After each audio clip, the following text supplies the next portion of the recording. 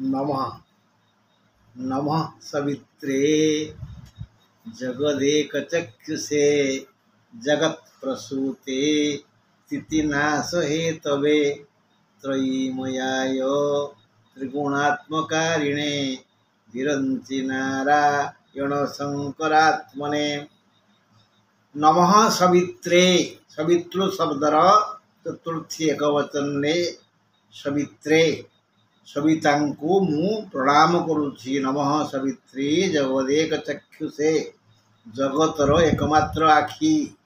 सूर्य नथिले आलोक नाही, आलोक नथिले आमर आखि काम दब नाही। तेणु सूर्य को एक चक्षु बोली कह जाए। विश्वर एक चक्षु हेले किए सूर्य। नमः सवित्रे जगदेक चक्षुषे। चक्षु शब्दर चतुर्थी एक वचन चक्षुषे होइछि। सवितृ शब्दर चतुर्थी एक वचन सवित्रे होइछि। नमः सवित्रे जगदेक चक्षुषे जगत प्रसूते। जगत ये सारा संसार को जे प्रसव करिचंदी, सृष्टि करिचंदी। पृथ्वी सूर्य ठारू सृष्टि होइछि।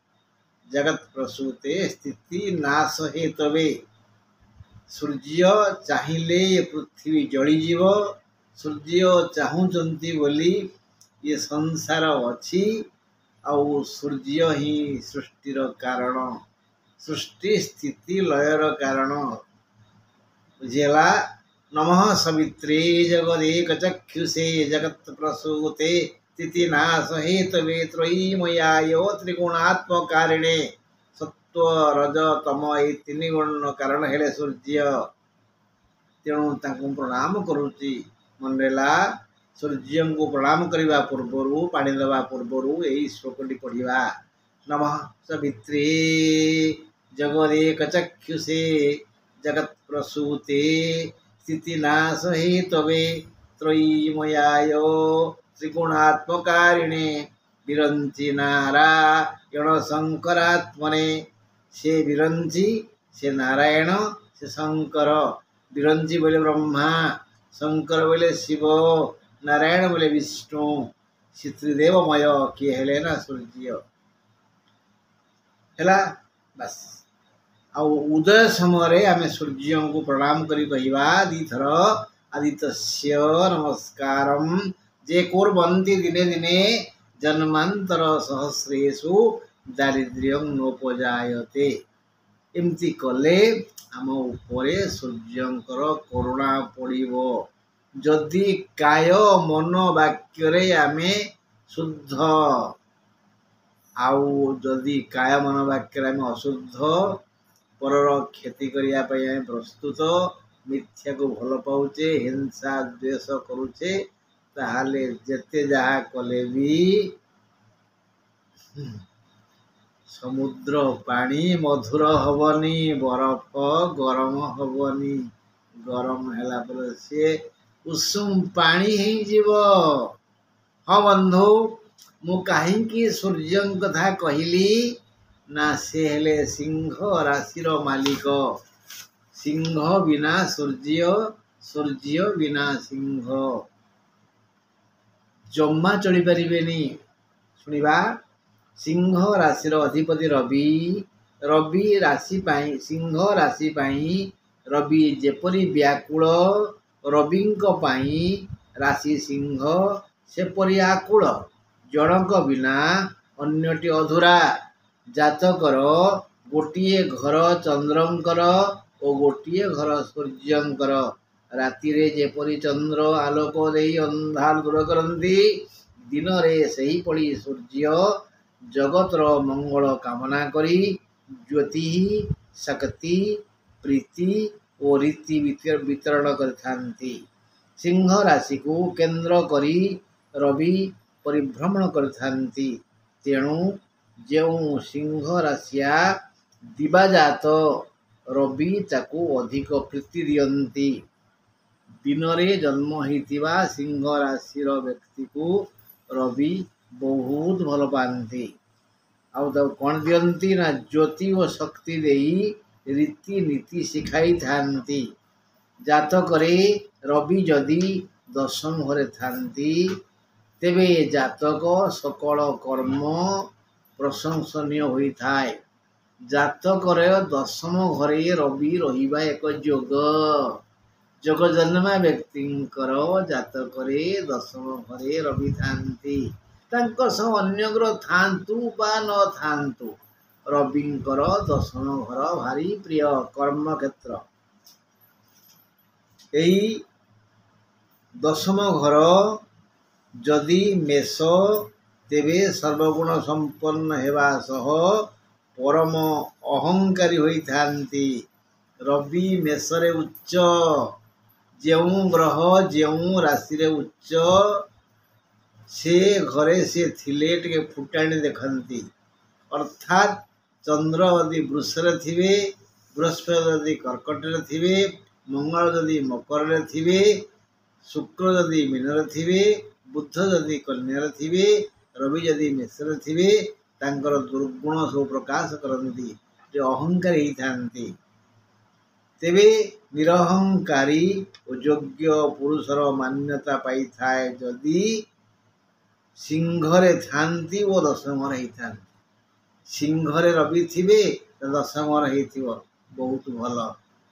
ଆଉ ସିଂହ ରାଶି ହେଇଥିବ, ରବି ଥିବେ ମେଷରେ, ତାହେଲେ ଭଲ ଯେ, କିନ୍ତୁ ବ୍ୟକ୍ତି ଟିକେ ଅହଙ୍କାରୀ ହେଇଥାନ୍ତି।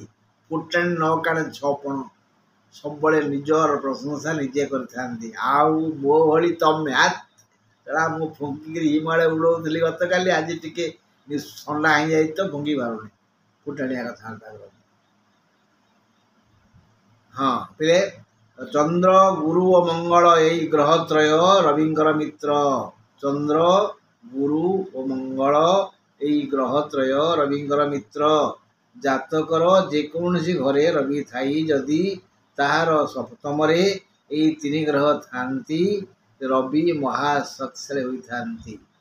ସବୁ ଗ୍ରହ ସପ୍ତମକୁ ଦେଖନ୍ତି, ରବି ଯେଉଁଠି ଅଛନ୍ତି ତାର ଠିକ୍ 7 ନମ୍ବର ଘରେ ଜାତକରେ ଯଦି ଏଇ 3ଟି ମିତ୍ର ଗ୍ରହ ଥାନ୍ତି, ଏଇ 3ଟି ମିତ୍ର ଗ୍ରହଙ୍କର ଶୁଭ ଦୃଷ୍ଟି ପଡ଼େ କାହା ଉପରେ? ରବିଙ୍କ ଉପରେ।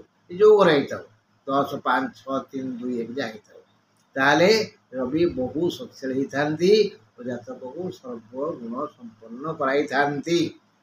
ଯଦି କେହି ଯୋଗଜନ୍ମା ଥାନ୍ତି, ତାଙ୍କ ଜାତକରେ ରବି ମେଷରେ, ଚନ୍ଦ୍ର ବୃଷରେ ଥାନ୍ତି। ଚନ୍ଦ୍ର ଥିବେ ବୃଷରେ, ରବି ଥିବେ ମେଷରେ, ରବି ହେଇଥିବ ମେଷ ହେଇଥିବ ଦଶମ ଘର, ତାହେଲେ ସେ ବ୍ୟକ୍ତି ଯେଉଁ ଅହଙ୍କାର କରିଥାନ୍ତି ନା, ଯେ ପରସ୍ପର ଚନ୍ଦ୍ର ଅହଙ୍କାର ଆଉ ରବି ଅହଙ୍କାର ପରସ୍ପରକୁ ଥଟ୍ଟା କରନ୍ତି, ଯାହାଫଳରେ ଟିକେ ସେମାନେ ଅହଙ୍କାର କରିବାକୁ ଡରନ୍ତି। ଏଇ 4 ଗ୍ରହ ଯଦି ଯେକୌଣସି ଘରେ ଥାନ୍ତି, ବା 4ରୁ 3ଟି ଗ୍ରହ ଚନ୍ଦ୍ର, ରବି, ମଙ୍ଗଳ, ବୃହସ୍ପତି 4ଟି ବା 3ଟି ଯେକୌଣସି ଘରେ ଥାନ୍ତି, ବିଧି ବିଧାତା ନିୟତି ତାଙ୍କ ପାଇଁ ସୁଯୋଗ ଆଣିଦିଅନ୍ତି। ଯଦି ଏଇ ଯୋଗ କେନ୍ଦ୍ରରେ ହେଇଥାଏ, ତାହେଲେ ବ୍ୟକ୍ତି ପାଖକୁ ସମସ୍ତ ସୁଖ ପାଖେଇ ଆସେ। ସେ ଏହା ଯଦି କେନ୍ଦ୍ରଗତ ହୋଇଥାଏ, ତେବେ ଜୀବନର ଶେଷ ଭାଗରେ, ଜୀବନ ଶେଷ ଭାଗ ହେଉଛି ଅତି ଆବଶ୍ୟକୀୟ ଭାଗ। ସେ ସମୟରେ ହୁଏତ ପୁରୁଷର ସ୍ତ୍ରୀ ନଥାଇପାରେ, ସ୍ତ୍ରୀର ପୁରୁଷ ନଥାଇପାରେ। ସେତେବେଳେ ପୁଅ ବହୁ ଆଦର କରିପାରନ୍ତି, ନ କରିପାରନ୍ତି। ସେ ଭାଗ୍ୟବାନ ଯାହାର ଶେଷ ଜୀବନରେ ସୁଖ ଆସେ। କାହାର ସୁଖ ଆସିବ? ଯଦି ଏଇ 4ଟି ଗ୍ରହ କେନ୍ଦ୍ରରେ ଲଗ୍ନ, ଚତୁର୍ଥ, ସପ୍ତମ, ଦଶମରେ ଥାନ୍ତି, 4ଟି ବା 3ଟି, ତେବେ ତାଙ୍କର ଶେଷ ଜୀବନରେ ଧନ, ଜନ, ଗୋପଲକ୍ଷ୍ମୀ ମିଳିଥାନ୍ତି। ପୁତ୍ର ପୌତ୍ରାଦି ମେଳରେ ଶେଷ ଜୀବନ ଆନନ୍ଦରେ ଅତିବାହିତ କରିଥାନ୍ତି। ମନେକର ସିଂହ ରାଶି, ଚନ୍ଦ୍ର ଲଗ୍ନ, ସିଂହ ରାଶି ଚନ୍ଦ୍ର ଲଗ୍ନ, ତାହେଲେ ସିଂହ ହେଲେ ଦ୍ୱିତୀୟାଧିପତି। ଯଦି ସିଂହରେ ଥାନ୍ତି, ଦ୍ୱିତୀୟରେ ଥାନ୍ତି, ବା ମେଷରେ ଥାନ୍ତି, ଦଶମରେ ଥାନ୍ତି, କଚ୍ଚେ ପବାର ସେ ପଙ୍କ ଗାଡ଼ିଆରୁ ଉଠି ଉଠି ଉଠି ଉଠି ଉଠି ଉଠି ଉଠି ପାହାଡ଼ ଶିଖରରେ ରତ୍ନ ସିଂହାସନରେ ବସି ବାଁ ହାତରେ ଡାହାଣ ନିଶ ମୋଡ଼େ। जदि सिंह राशि कर्कट लग्न रवि दशम माने मेषरे तेबे ये जातकर स्वामी माने तमे मु से जा भाग्य थाए तमर था कि मोर था तार था से परम भाग्यवान गोटे कथा समस्त सिंह राशि लोके से इष्ट ग्रह रविंकर आराधना करंतु रविवार निरामिष भोजन करंतु ओ एमती कले निरोग हवा रोग हम निरबान आमिष खाइले ही रोग सृष्टि हुए रोग केते कष्ट दिए से कथा रोगी कहब आउ कई नुह तमें नुह कि मु नुह तेणु आमे सूर्योदय समय प्रणाम करी कहवा आदित्य नमस्कारम जे कुर्वन्ति दिने दिने जन्मांतर सहस्रेषु दारिद्र्यम लोको जायते दीथर कहवा तुम मंगल हम मोर भी मंगल हम कहीं मोर सांग मो पुओ झील नाती नातुणी मो साथी संगात बंधु बांधव समस्त सुख रही सुख रही मुझे मु कुलमणि पंडा ग्राम तरांडो पोस्ट 12 जिला केन्द्रापड़ा मोर फोन नंबर 8093355583।